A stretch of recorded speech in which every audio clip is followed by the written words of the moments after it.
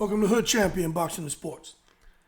In boxing, you find a way to win or you find a way to lose. Is Earl Spence putting duck sauce on the fried rice? Now, we know my man like his Texas Pete hot sauce.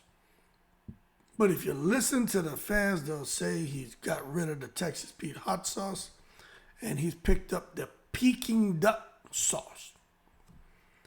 Let me tell you something, man. I'm going to tell you right now, listen, people, don't just accept the shit they put in front of you. This thing about Earl Spence and Fundora and the fight being pushed back, Earl Spence having an injury, hold your horses now. Then all of a sudden you see Tszyu don't have a fight. You see supposedly his fight may be getting pushed back. Lubin has an injury. Let me tell y'all something. Just take a little bit of common sense to see the secret societies in full effect. Man, Tszyu and Earl Spence are not going to fight. Lubin, well, I'm bugging, right? Hood champion took it to the stupid. Earl Spence and Fundora are not going to fight. Tszyu and Lubin's not going to fight. You got goddamn Charlo back in training now, Jamel Charlo. Y'all pay attention. Turki Alalshikh is out there in the wild card gym. He out there in America right now. You better believe there's all kind of phone calls being made, discussions being made, emails being sent, text messages, everything, for them to try to figure out what to do after August 3rd. That's what they're doing. They said, okay, all these things that we agreed on, all these fights that were in place, at least with these 154 pounders, because they ain't doing it with no other division. Am I lying? Pay attention. They ain't doing this with no other division. Okay? So what they're trying to do right now, and this is just me. Remember, I'm having a conversation. I don't know a goddamn thing. But this is what I think. I think they're sitting back saying, okay, let's unfreeze everything. And then let's, after August 3rd, we'll make the changes and then we'll refreeze it and put everything back in motion. And when they refreeze, you guys are going to see people fighting each other who weren't scheduled to fight. But with Earl Spence, right, let's just say he really is injured, okay? Because you can only trust what they say that there's an injury, just like Lubin. You can only trust what he says. The problem with me is I can't verify it. But take it with a grain of salt. What let's say about Earl Spence, man? Coming off of a bunch of inactivity, in between trainers, and still out here getting injured. Had the issue with his eyes. I mean, what else is going on with Earl Spence? This man's still getting injured. You know what I'm saying? You got to stop and ask the question and say, okay, if he's not putting duck sauce on the fried rice, if it's not Turki Alalshikh coming out here putting up some money to try to make a big fight with Earl Spence and somebody else, and if it really is Earl Spence having an injury, well, why even continue messing around with boxing? That's all I'm saying. Because this isn't what he needs. You're going to put it off, what is it, July, August, September, October, November, December, another 5 months? That's just not good, man. Just not, for me, that's just not good. It doesn't help his situation. I already think he loses to Fundora. But then somebody came and said, well, look, man, you know, if he were to beat Fundora, he'd be the mandatory to Terrence Crawford. And that's where he put down that Texas Pete hot sauce and picked up the Peking duck sauce. He put it all over that fried rice and barbecue and shit.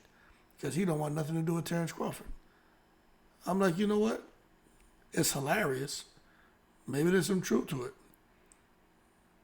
The bottom line is, if only the fly on the wall could talk, then we know for sure what the hell is the deal. But with me sitting here and trying to be as, you know, fair to Spence, fair to Lubin, fair to all these guys at 154 pounds, I truly believe that as far as the fights that are going to be cemented going forward, it's all going to start to solidify after Crawford gets in the ring with Madrimov. Let me tell y'all something. That isn't a fight where you could come out here and say Crawford's going to win or Madrimov's going to win. You got two guys, right, who are one has proven to be an exceptional talent, a special fighter, Crawford. The other guy has proven to be an exceptional talent, special amateur fighter and has turned pro in 11 short fights, has already picked up a title and is looking to be the next big thing in the sport of boxing. Will he become that?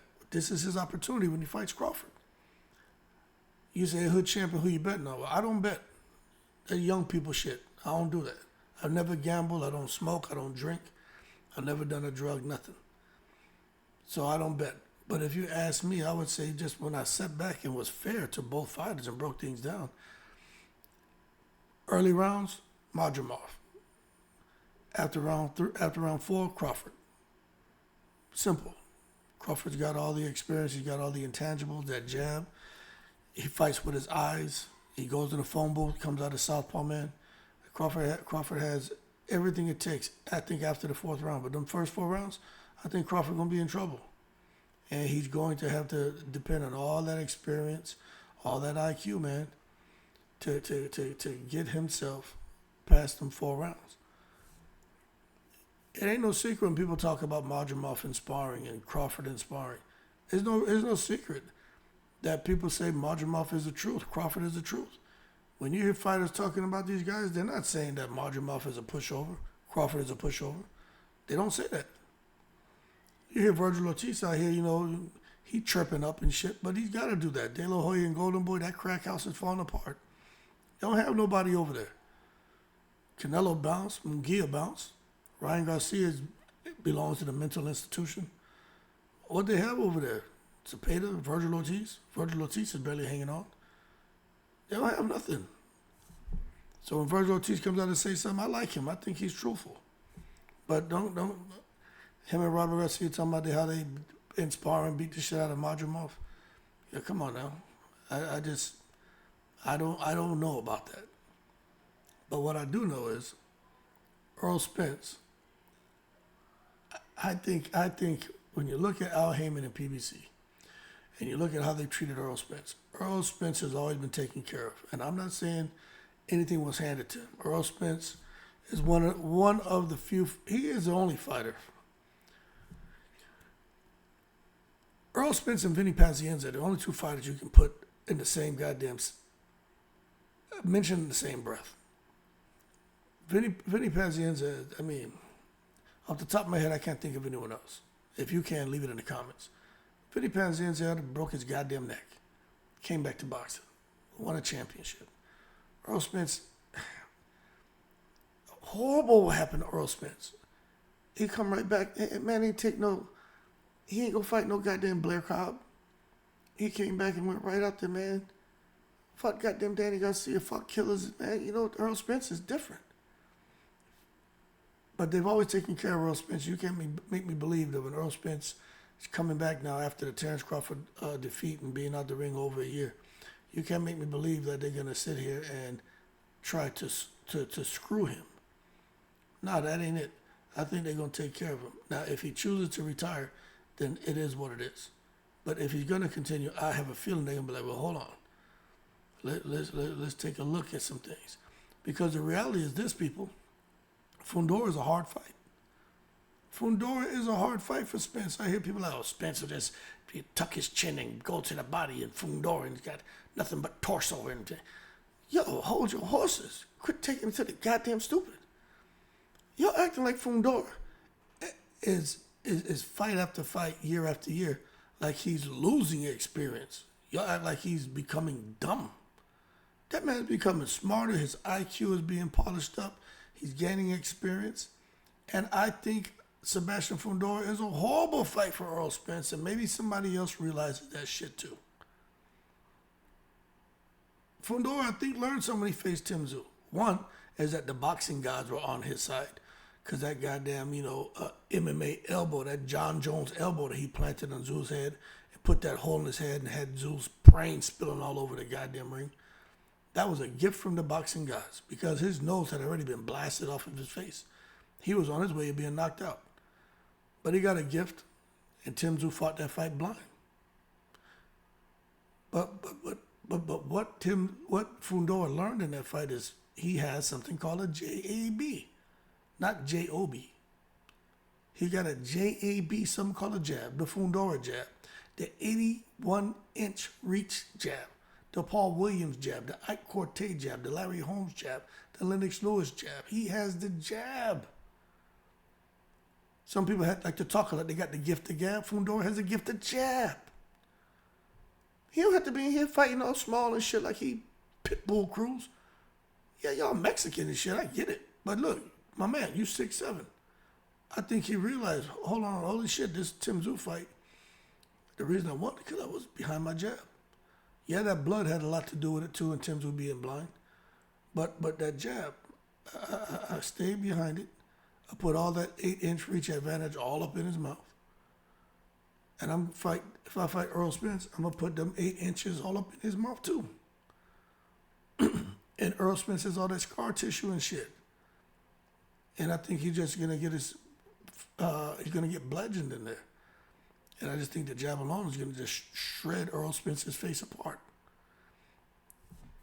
If I'm thinking about it and having that conversation, if some of you agree with me and saying these things, you better believe those brilliant minds that are over there helping to guide Earl Spence's career, especially now being in between trainers, you better believe they're talking about that too.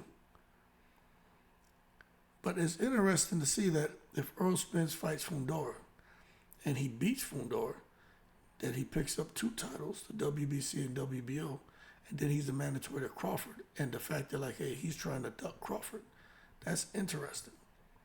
But I don't know if it's the Peking duck sauce. I think he still got the Texas Pete. I just think Turki, Alalshikh, PBC, the fight with on August 3rd with Crawford and Majumov, Virgil Ortiz, HoodChampionBoxing, Dallas. I just think they're sitting in Lubin. I just think when you take a look at everything, Tszyu, I think when you look at it, remember you had the Etch-a-Sketch back in the day? That little red tablet, you had the 2 white knobs, and you can twist them and draw little funny things, and then you shake it up. I think this is what you have here is an Etch-a-Sketch time, where Turki, Alalshikh and the Secret Society is Etch-a-Sketching things. Don't like it, shake it up. Etch-a-Sketch. Oh, yeah, this looks good. Nah, we don't like it, shake it up. That's what they're doing. They're etch-a-sketching future bouts and future matches and planning the future for these fighters. And they want to see when the dust settles who emerges victorious between Crawford and Majumov. And I think that's going to dictate some of these other matchups. Now, if I'm wrong, I'm wrong. Remember, my channel, we ain't out here talking about what the young boys say. Facts, some facts. Sounding stupid. Or blue cap, sounding dumb as hell. We have conversations here. So let me know what you think. But that's what I think about what's happening here. Is he putting duck sauce on that goddamn Texas barbecue? Maybe. Or maybe not. Could be holding on to that Texas Pete. Still spicing shit up.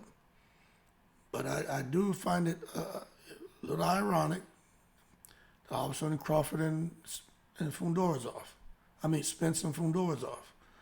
And all of a sudden, goddamn Lubin and Tszyu's off. So what's going to be next? For HoodChampionBoxing and Virgil Ortiz? Anyway. Y'all keep cool. Shout out to the veterans, all 7 continents. In the breeze.